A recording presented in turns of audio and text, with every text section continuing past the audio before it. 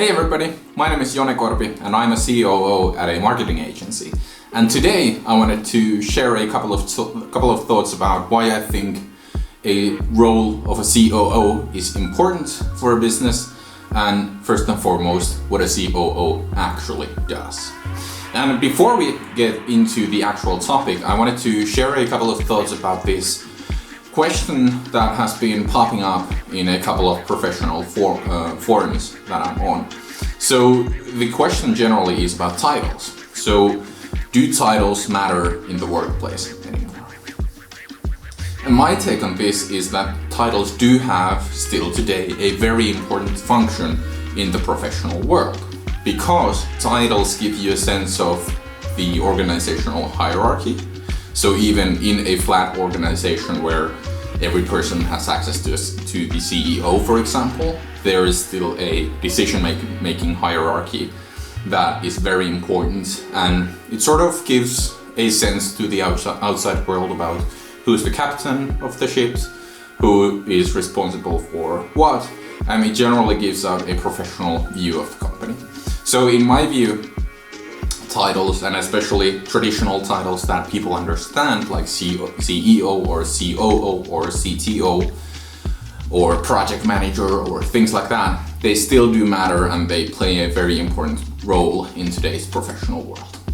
But without further ado, let's actually talk about what a COO or a Chief Operating Officer actually is and what they might do.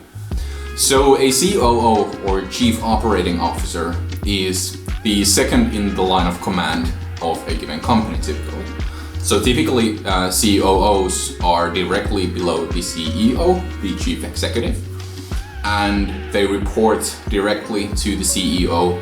And essentially what a COO's job is to implement these strategies and the vision set by the CEO.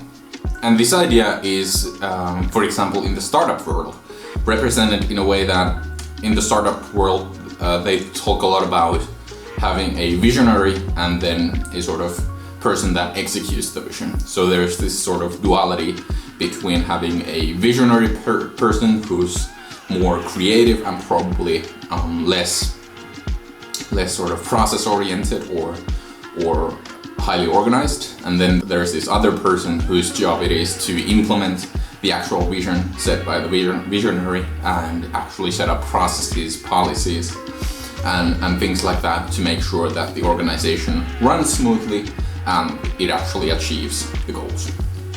So that's what a COO essentially is. They are the partner of the CEO. They're typically also second in line to become a CEO. If something happens to the current CEO, typically the best bet for an organization is to pick the COO for the next CEO. One thing that's very important for a COO to have is a sense of all potential business areas that there are within any given business. So for example, HR, financing, accounting, sales, marketing, production, a good COO would have a fairly reasonable knowledge of all of these areas. He doesn't, of course, for example, in a software company, a COO doesn't have to know how to code. The level of knowledge is sort of knowing the terminology of the world in which you're in, and knowing, for example, different coding languages and which applications those can be implemented in, but you don't need to know the actual code. So you know how to speak the language of software developers, but you don't have to be one yourself. And that's the way I like to think about the role of a COO at any given business. So essentially it divides into two parts.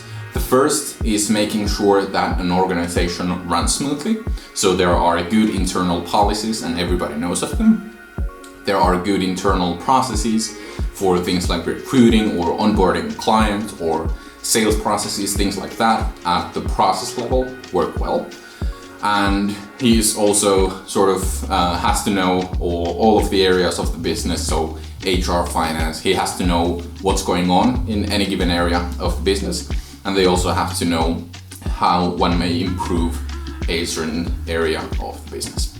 The other side of the coin is to implement strategy. So not only making sure that the internal processes and policies are in place and run smoothly and help the organization, but also making sure that those processes, policies, etc. work actually to support the organization's goals and realize the CEO's vision in the long term.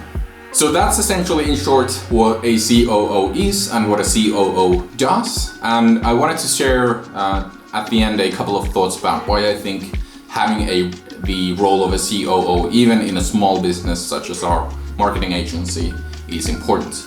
And the decision why, or the sort of reasoning behind the decision of going the COO route for us was that we needed to have a clear checkpoint for all internal processes. We now have about 30 people at our company, and we realized that without good internal processes and policies, we can't run an organization efficiently. So we need to have processes, policies, etc. in place, and the most efficient way to achieve that is to have somebody central who's responsible for all of those.